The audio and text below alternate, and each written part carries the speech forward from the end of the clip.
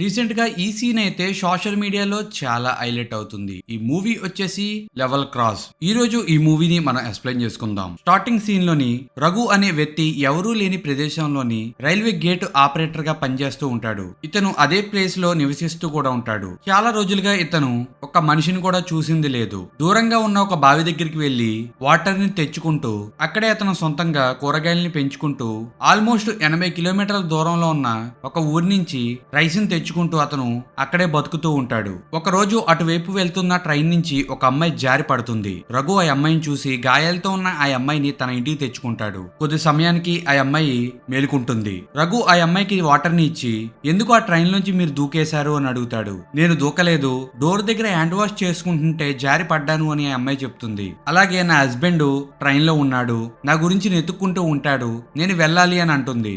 రఘు ఇక్కడి నుంచి ఎటువంటి ట్రాన్స్పోర్టింగ్ లేదు, నడిచి వెళ్లాలన్నా గానీ చాలా దూరం ఉంటుంది, మీకు కష్టం అవుతుంది, మీరు ఇక్కడే ఉండండి, మీ హస్బెండ్ మిమ్మల్ని ఎత్తుక్కుంటూ వస్తాడు, అప్పుడు వెళ్దిరిగాని అని అంటాడు. మరి ఇంక ఈ అమ్మాయికి ఎటువంటి ఆప్షన్ లేదు, అందుకు అక్కడే ఉంటుంది. చీకటి పడిన తర్వాత రఘు ఆ అమ్మాయిని మంచం పైన పడుకోమని ఇతను కింద పడుకుంటాడు. కాసేపటికి ఆ అమ్మాయికి రఘు ఎవరితో మాట్లాడుతున్నట్టు వినిపిస్తుంది. బయటికి వెళ్లి చూస్తేని రఘు తనలో తానే మాట్లాడుకుంటూ ఉంటాడు. అలాగే తెల్లారుతుంది. రఘు ఆ అమ్మాయికి డికాషన్ ని పెట్టి ఇచ్చి ఇక్కడ ఒక రైల్వే ఫోన్ ఉంది, కానీ దాని నుంచి మనం కాల్ చేయలేము, రైలు వచ్చేటప్పుడు వాళ్ళే కాల్ చేస్తారు, వాళ్ళు కాల్ చేసినప్పుడు మీ గురించి చెప్తాను, మీ హస్బెండ్ మీ దగ్గరికి వస్తారు అని అంటాడు. కరెక్ట్ గా అదే సమయంలో రైల్వే కాల్ వస్తుంది. రైల్వే సిబ్బంది కొద్ది సమయంలోని ఒక గూడ్స్ ట్రైన్ వస్తుంది అని ఇన్ఫర్మేషన్ ఇస్తారు. రఘు ఇంకో విషయం చెప్పాలి అని చెప్తూ ఉండగాని ఆ అమ్మాయి వచ్చి ఫోన్ కాల్ ని కట్ చేసేస్తుంది. అప్పుడే ఆ అమ్మాయి రఘుకి అసలు విషయాన్ని చెప్తుంది. నేను ట్రైన్ లోంచి పడిపోలేదు, మా హస్బెండ్ నుంచి తప్పించుకుంటాకే నేను ట్రైన్ లోంచి దూకేశాను అంటుంది. రఘు ఎందుకు అని అడిగితేని ఆ అమ్మాయి చెప్తుంది, నా పేరు చైతాలి, నేను ఒక సైకాలజిస్ట్, నా దగ్గరికి ఒక రోజు చించో అనే ఒక పేషెంట్ వచ్చాడు, అతని వైఫ్ చనిపోయిన తర్వాత అతను మెంటల్ గా చాలా అప్సెట్ అయ్యాడు, నేనే అతనికి ట్రీట్మెంట్ ఇచ్చాను, ట్రీట్మెంట్ లో భాగం కింద తరచూ అతన్ని నేను కలిసేదాన్ని, నా ట్రీట్మెంట్ వర్కౌట్ అయ్యింది. జింజో తన వైఫ్ చనిపోయింది అన్న డిప్రెషన్ నుంచి బయటకు వచ్చేశాడు. అతను నాతో అన్నాడు, నేను ఈ రోజు ఇంత హ్యాపీగా ఉన్నానంటే దానికి కారణం మీరే, మీరు జీవితాంతం నా పక్కనే ఉంటే నేను ఇంకా చాలా హ్యాపీగా ఉంటాను అని నాతో అన్నాడు. నాకు కూడా అతను నచ్చాడు, అందుకు నేను కూడా ఒప్పుకున్నాను. కానీ మా పేరెంట్స్ మా ఇద్దరి పెళ్లికి ఒప్పుకోలేదు, అందుకు మేమిద్దరం బయటికి వచ్చేసి పెళ్లి చేసుకుని చాలా రోజులు హ్యాపీగా ఉన్నాము. కానీ కొన్ని రోజులకి జించో డ్రగ్స్ కి బానిస అయ్యి నన్ను చాలా హింసించేవాడు. ఒక రోజు మత్తులో నా భార్య శిఖాని కూడా నేనే చంపేశాను అని నాతో అన్నాడు, నిన్ను కూడా చంపేస్తాను అని అన్నాడు. అది విని నాకు చాలా భయం వేసింది. అలాగే నన్ను ఒక ప్లేస్ కి తీసుకువెళ్తాకి ఈ ట్రైన్ లో ఎక్కించాడు, నేను మా హస్బెండ్ కి తెలియకుండా ట్రైన్ లోంచి దూకేశాను అని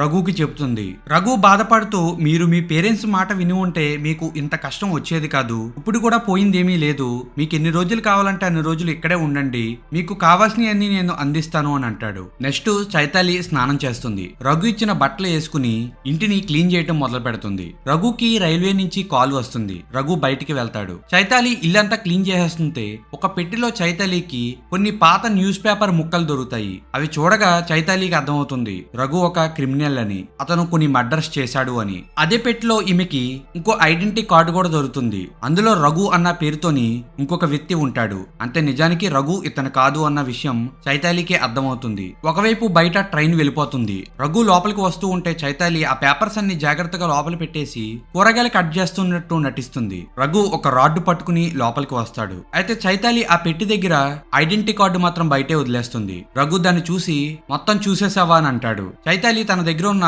నైఫ్ తీసుకుని రఘుని బెదిరిస్తుంది. నా దగ్గరికి వస్తే చంపేస్తాను అంటుంది. అప్పుడే రఘు, అయితే నా గురించి నీకు తెలియవలసిన సమయం వచ్చింది అని తన కథాన్ని చెప్తాడు. రఘు అంటాడు, నా పేరు కూడా రఘునే, మా అమ్మ నాకు మా ఊర్లోని ఒక అమ్మాయిని చూసి నాకు పెళ్లి చేసింది, నేను వ్యవసాయం చేస్తూ ఉండేవాడిని, స్టార్టింగ్ లో అంతా బాగానే ఉంది, కానీ ఒక రోజు వ్యవసాయంలో చాలా లాస్ వచ్చింది, అందుకు ఇల్లు గడవటానికి చాలా కష్టమయ్యేది, నాకు ఒక ఇద్దరు పిల్లలు కూడా పుట్టారు, అయితే ఇప్పటికే నా పరిస్థితి బాగోలేదు, ఇంకొక పిల్లవాడిని కంటే కరెక్ట్ కాదు అని నేను డాక్టర్ దగ్గరికి వెళ్లి ఫ్యామిలీ ప్లానింగ్ ఆపరేషన్ చేయమని అడిగాను. డాక్టర్ నా రిపోర్ట్స్ చూసి నీకు అసలు పిల్లలు పుట్టే అవకాశమే లేదు అని అన్నాడు. నేను ఆ మాట విని షాక్ అయ్యాను. మరి నాకు ఇద్దరు పిల్లలు ఎలా పుట్టారు, వాళ్ళు నా పిల్లలు కాదా అని నేను మా ఇంటికి వెళ్ళాను. ఆ రోజు వర్షం కురుస్తుంది. డోర్ ఓపెన్ చేయగానే నా భార్య వేరే ఒక వ్యక్తితోని పడుకుని ఉంది. ఆ విషయం నేను చూసి చెల్లించిపోయాను. కోపంతో పక్కనే ఉన్న ఒక రాడ్ ని తీసుకుని వాళ్ళిద్దరిని చంపేశాను. పోలీసులు నన్ను పట్టుకుంటారు అని దగ్గరలో ఉన్న రైల్వే స్టేషన్ కి వెళ్లి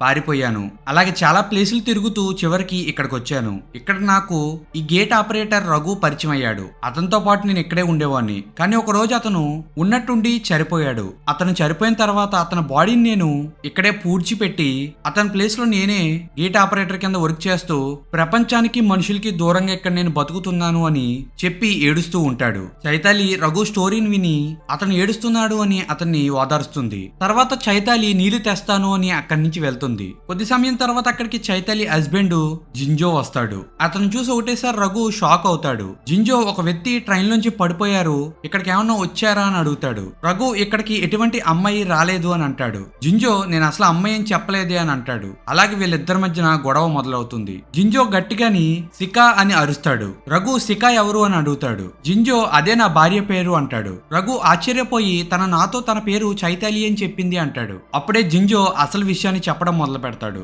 నేను ఒక సైకాలజిస్ట్. నా దగ్గరికి సికా వచ్చింది. ఆమె హస్బెండ్ చనిపోయినందుకు ఆమె డిప్రెషన్ లోకి వెళ్తేని నేనే ఆమెని నార్మల్ చేశాను. ఆమె ఒక రోజు నాకు మ్యారేజ్ ప్రపోజల్ చేసింది. నాకు కూడా ఆమె చాలా నచ్చినందుకు నేను కూడా ఒప్పుకున్నాను. నా పేరెంట్స్ కి నచ్చకపోయినా గానీ నేను ఆమెని పెళ్లి చేసుకున్నాను. పెళ్లి అయిన కొన్ని రోజులకే తెలిసింది ఆమె ఒక డ్రగ్ ఎడిక్ట్ అని, ఆమెకు ఒక మెంటల్ డిసార్డర్ ఉందని నాకు తెలిసింది. అందుకే ఆమెకి ట్రీట్మెంట్ ఇవ్వడానికి ట్రైన్ లో తీసుకువెళ్తూ ఉండగాని ఇలాగ దూకేసింది అని చెప్తాడు. రఘు జింజో మాటలు నమ్ముతాడు. చైతాలిని అతనికి అప్పగిస్తాడు. చైతాలి జింజో మాటలు నమ్మొద్దు, అతను ఒక మోసగాడు అని చెప్తూ ఉంటేని రఘు మాత్రం ఆ మాటల్ని వినడు. కానీ రఘు మనసులో మాత్రం జింజో అబద్ధం చెప్పి ఉంటాడేమో, ఆమెను తీసుకువెళ్లి చంపేస్తాడేమో అన్న ఆలోచన అతనిలో కలిగి జింజో దగ్గరికి వెళ్లి, నువ్వు ఎలాగో నీ భార్యని చంపేస్తావు, అదేదో నా దగ్గరే ఉంచేయి అని అంటాడు. అప్పుడే వెనక నుంచి చైతాలి జింజో తలపైన రాడ్డుతో కొడుతుంది. జింజో కింద పడిపోతాడు. రఘు చైతాలి దగ్గరికి వెళ్లి, వాడు మాటలు విని నేను పంపించినందుకు నన్ను క్షమించు, నువ్వు వాడిని కొట్టకపోయి ఉంటే